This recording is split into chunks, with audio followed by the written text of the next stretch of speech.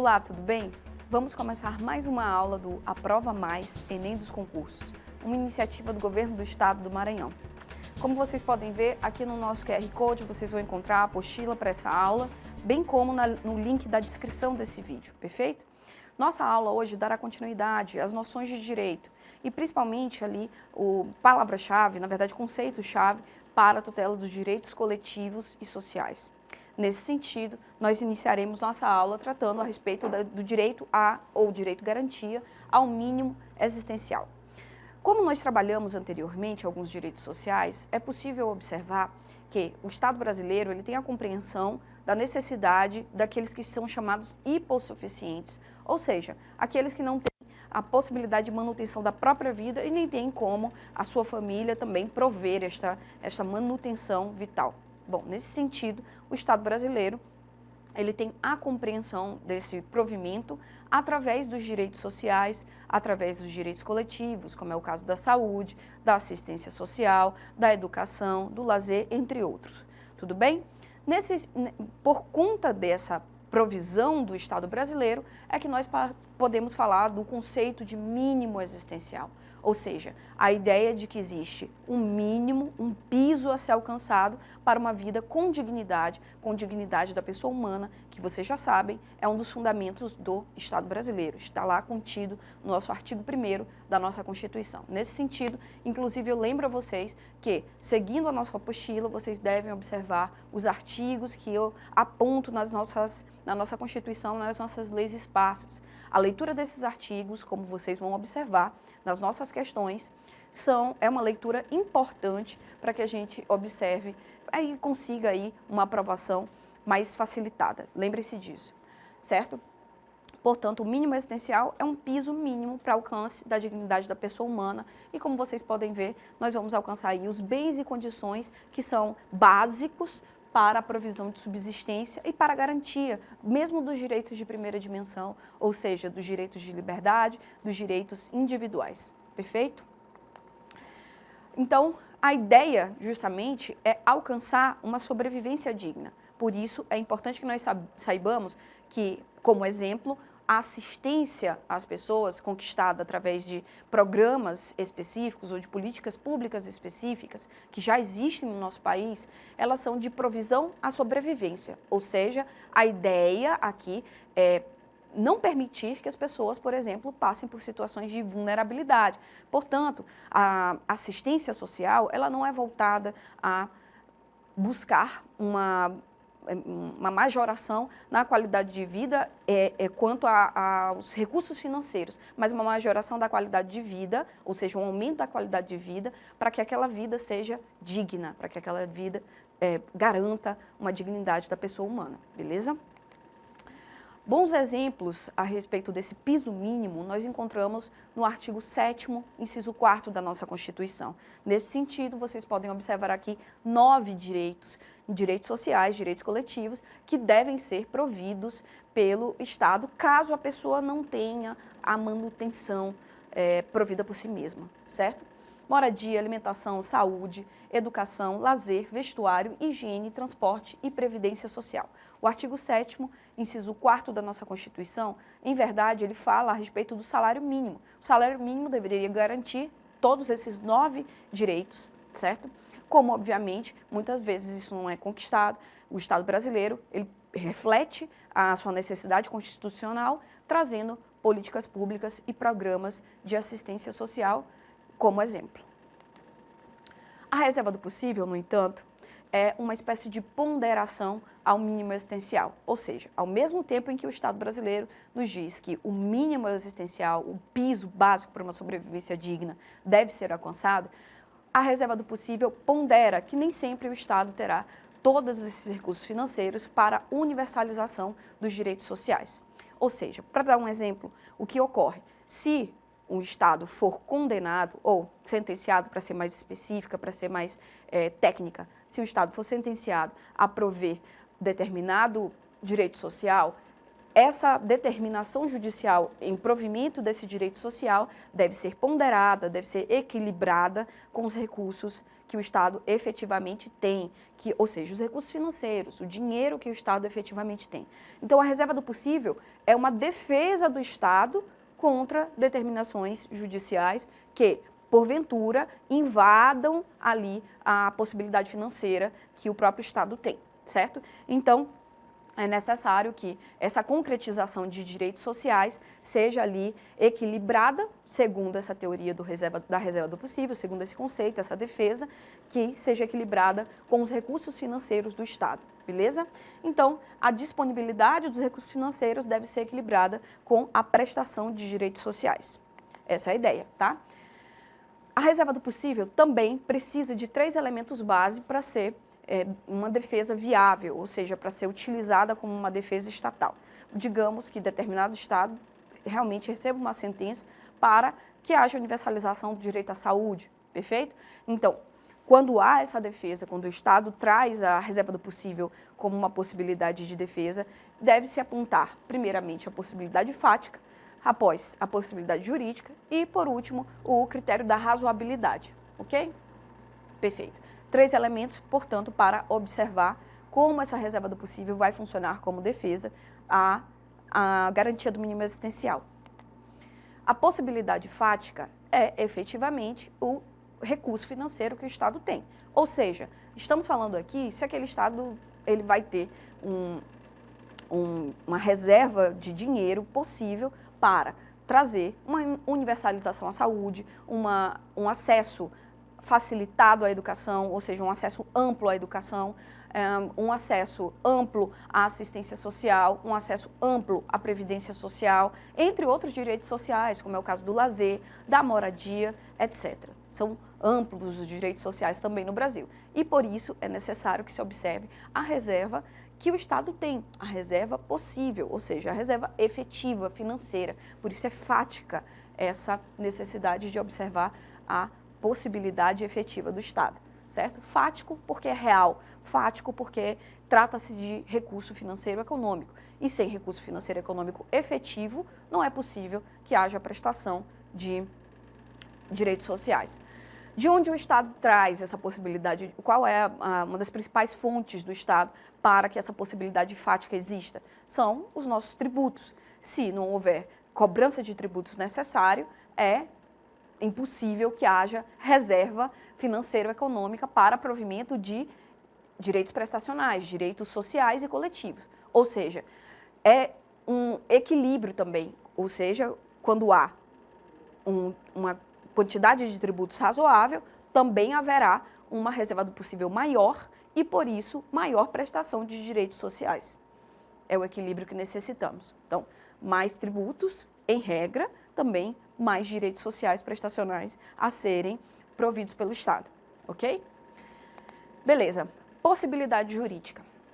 A possibilidade jurídica é uma questão mais técnica. É necessário que se observe se o orçamento, nesse caso, anual e também o orçamento de 4 anos do Estado, ele traz essa possibilidade de acesso amplo ou mesmo acesso universal a determinado direito social, certo? Então, também uma restrição que o Estado aqui estamos falando município, Estados e União e Distrito Federal, ou seja, é uma restrição que esses entes federativos têm diante da possibilidade de prestar direitos sociais.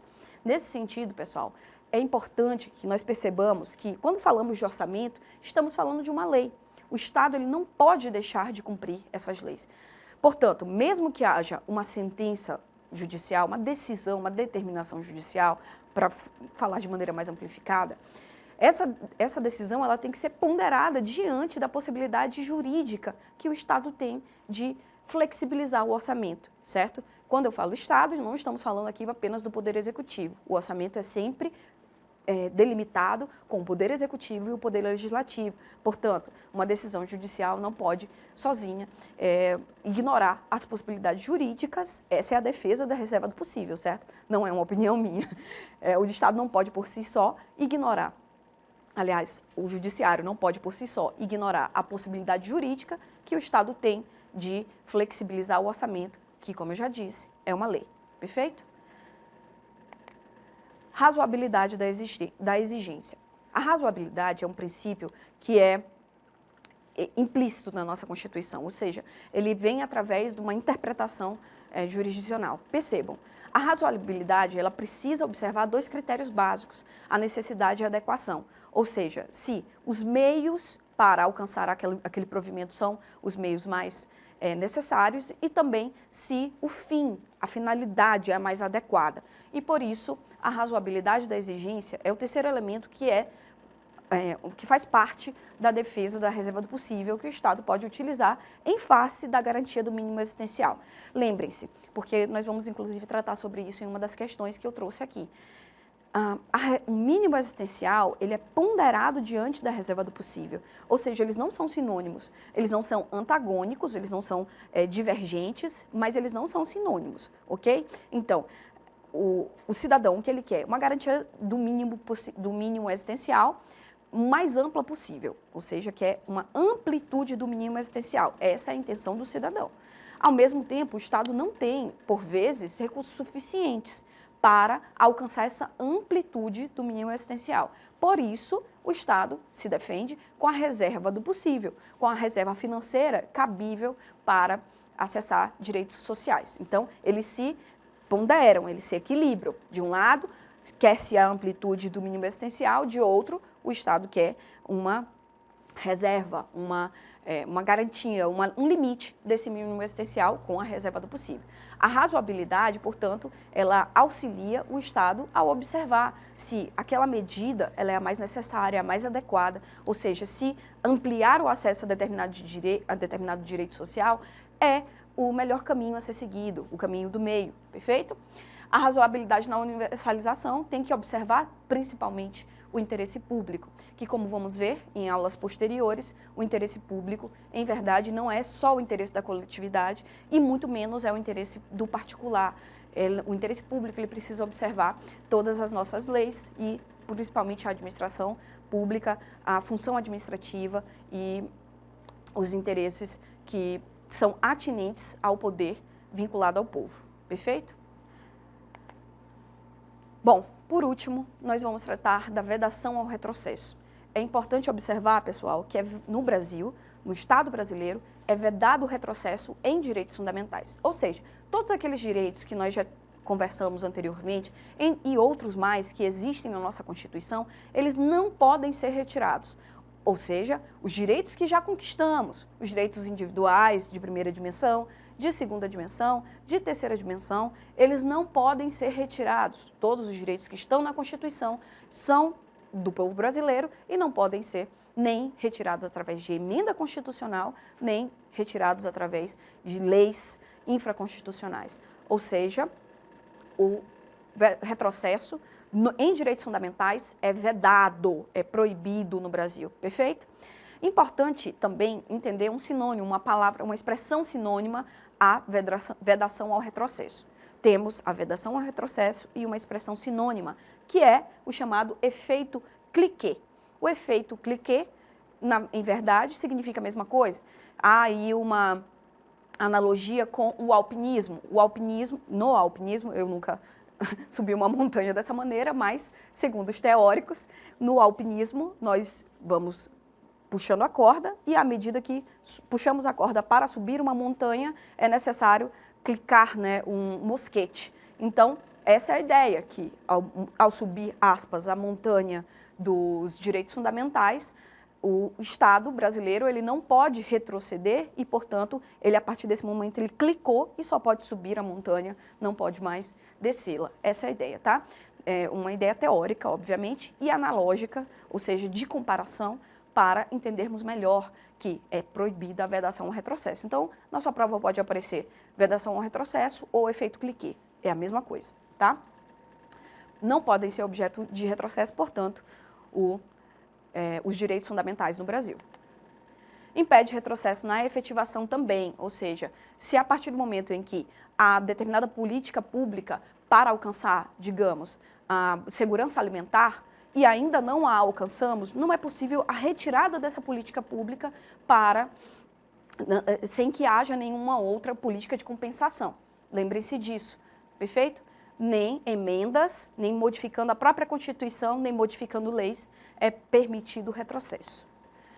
Na vedação ao retrocesso, nós precisamos observar aqui alguns elementos, algumas características que auxiliam a impossibilidade da vedação, ou seja, a impossibilidade do retrocesso, a vedação ao retrocesso, a proibição do retrocesso. Primeiro, a segurança jurídica. Nós, cidadãos, já temos a expectativa de que determinado direito faz parte da nossa tutela, faz parte do nosso rol de direitos garantidos. Portanto, seria, obviamente, inseguro para o Estado de Direito o retrocesso. Também a dignidade da pessoa humana, fundamento do Estado brasileiro, princípio da máxima efetividade. Os direitos fundamentais devem ser maximamente efetivados, ou seja, o Estado brasileiro tem o dever de concretizar os direitos fundamentais. Não são palavras vãs, não são palavras que meramente estão ali na nossa Constituição e não precisam ser concretizadas, muito ao contrário. Princípio do Estado democrático e social de direito, ou seja, a própria fundação do nosso Estado nos impõe a necessidade de efetivação de direitos fundamentais. Vamos às questões, perfeito? Observando os direitos fundamentais em perspectiva histórico-evolutiva, e as denominadas dimensões ou gerações de direitos fundamentais, analise as afirmativas abaixo. Vamos lá. Os direitos fundamentais da terceira geração também são denominados direitos de fraternidade ou de solidariedade. Sim, correto. É o que nós estudamos e são esses direitos também que vão fazer parte ali do mínimo existencial, como é o caso do meio ambiente. São exemplos de direitos de segunda geração, o direito à paz e à autodeterminação dos povos. Segunda, paz e autodeterminação dos povos? Não, incorreto. A paz, pelo professor Paulo Bonavides, pode fazer parte, inclusive, da quinta dimensão, que, obviamente, sai aí das 3 dimensões clássicas que são pré-determinadas. Mas, em geral, o direito à paz vai constar na terceira dimensão de direitos fundamentais e não na segunda dimensão. Beleza? Os direitos fundamentais de primeira geração são caracterizados como direitos de caráter negativo. Primeira geração, caráter negativo. E exemplificados, entre outros, pelo direito, até aqui está tudo certo. Direito à vida, à liberdade de expressão, saúde, incorreto. Direito à saúde, direito à educação, estão ali no rol de direitos sociais, tá? São direitos prestacionais, são direitos garantidos pelo mínimo existencial. Assertiva quarta. A posição doutrinária que busca utilizar o termo dimensões em substituição ao termo gerações visa, entre outros, afastar a falsa impressão de substituição de uma geração por outra. Perfeito, é exatamente isso, como conversamos no início. Quando falamos de dimensões, é porque todas elas estão ainda sendo conquistadas e todas elas devem ser concretizadas no presente. Não significa dizer que a primeira dimensão ela é mais afastada da realidade agora do que a terceira. Portanto, a expressão dimensão ela é mais acertada do que a expressão geração. Portanto, a assertiva quarta e a assertiva primeira estão corretas. Você deveria marcar, portanto, entre estas alternativas aqui a letra B, certo? Apenas as afirmativas 1 e 4 estão corretas. Segunda questão, vamos lá. Acerca dos direitos e deveres individuais e coletivos previstos na Constituição Federal de 88, assinale a alternativa correta. Homens e mulheres são iguais em direitos e obrigações. Até aqui tudo ok. Sendo possível a discriminação salarial. Incorreto. Não é possível a discriminação salarial no trabalho em qualquer hipótese. Se são iguais, portanto, não há possibilidade de discriminação. Um homem e uma mulher exercendo a mesma função devem, portanto, receber o mesmo salário, a mesma remuneração. Letra B. Ninguém será obrigado a fazer ou deixar de fazer alguma coisa, correto, senão em virtude de solicitação de autoridade superior. Jamais. Estamos aqui num Estado de Direito.